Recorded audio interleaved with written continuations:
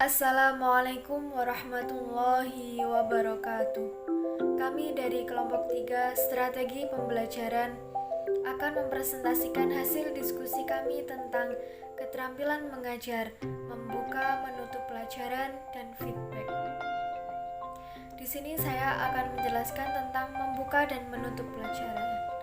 Membuka dan menutup pelajaran merupakan dua kegiatan rutin yang harus dilakukan guru untuk memulai dan mengakhiri pembelajaran. Kedua ini harus dilakukan secara profesional dalam rangka pencapaian tujuan pembelajaran di kelas. Kegiatan membuka dan menutup pelajaran yang dilakukan secara profesional akan berpengaruh positif terhadap peserta didik. Antara lain, dapat membangkitkan motivasi belajar, dapat diperolehnya kejelasan tentang batas-batas tugas yang akan dikerjakan, diperolehnya gambaran yang jelas tentang pendekatan-pendekatan yang mungkin diambil dalam mempelajari materi pembelajaran. Dan di mana seorang guru dalam membuka pelajaran menyiapkan siswa untuk memasuki inti dari kegiatan pembelajaran. Tujuan menutup pembelajaran. Yang pertama, memberikan gambaran menyeluruh tentang apa yang telah dipelajari siswa. Yang kedua, mengetahui tingkatan pencapaian siswa. Yang ketiga, mengetahui tingkat keberhasilan guru dalam proses belajar mengajar. Tujuan membuka pembelajaran.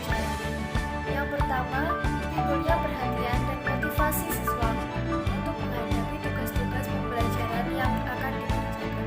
Yang kedua, peserta didik mengetahui batas-batas tugas yang akan dikerjakan. Sekian dari penjelasan tadi. Pembahasan selanjutnya akan dijelaskan oleh teman saya. Baik, di sini saya akan meneruskan materi dari teman saya, yaitu manfaat membuka dan menutup pelajaran.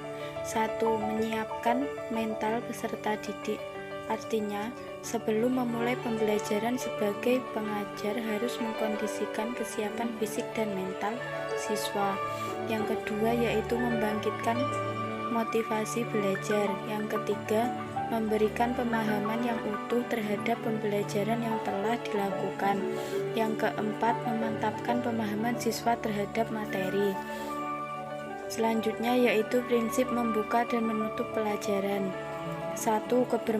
Kebermaknaan, yaitu kegiatan yang dilakukan dalam membuka dan menutup pelajaran haruslah bermakna, artinya relevansi dengan materi yang akan dibahas dan sesuai dengan karakteristik siswa. Yang kedua yaitu berurutan atau berkesinambungan, yaitu berkaitan antara bagian satu dengan yang lain atau bagian satu dengan pengalaman siswa harus jelas. Sekian, terima kasih. Baik, di sini saya akan melanjutkan penjelasan dari teman saya, yaitu mengenai tentang membuka dan menutup pelajaran. Saya akan bahas tentang feedback. Feedback dalam istilah lain bisa dikatakan dengan umpan balik. Feedback adalah suatu kegiatan yang dilakukan guru oleh peserta didik pada tahap akhir pembelajaran yang bertujuan untuk mengetahui bagaimana pandangan peserta didik, bagaimana perasaan peserta didik, bagaimana tolak ukur keberhasilan kepemikiran peserta didik terhadap proses pembelajaran yang sudah mereka alami atau yang sudah mereka ikuti dalam masa belajar.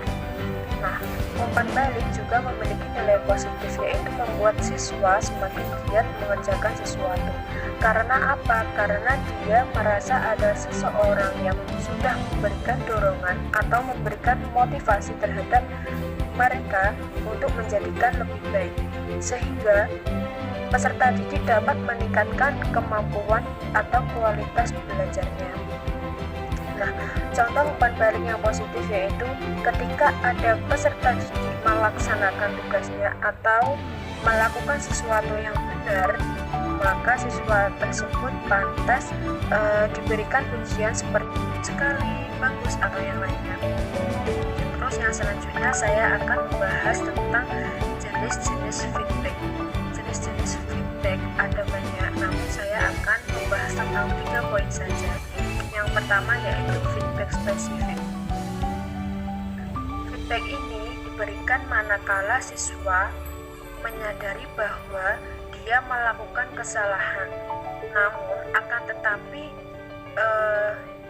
belum atau tidak tahu bagaimana cara memperbaikinya. Jadi dia itu mengakui kesalahannya tapi belum tahu bagaimana cara untuk memperbaikinya. Terus yang kedua yaitu umpan balik yang terfokus pada aktivitas belajar yang sedang dipelajari oleh siswa. Misalnya yang berkaitan dengan strok dalam bulu tangkis.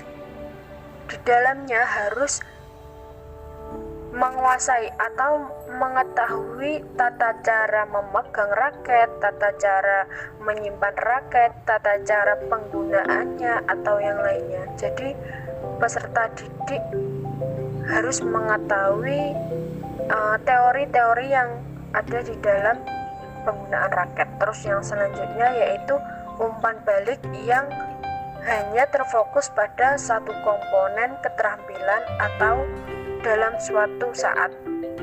Nah, umpan balik ini menggambarkan aktivitas penyempurnaan sebagai umpan balik selama pembelajaran berlangsung. Terus, keuntungan dari penggunaan simple feedback itu guru lebih mudah dan lebih akurat dalam memberikan umpan balik karena hanya terfokus pada satu komponen saja.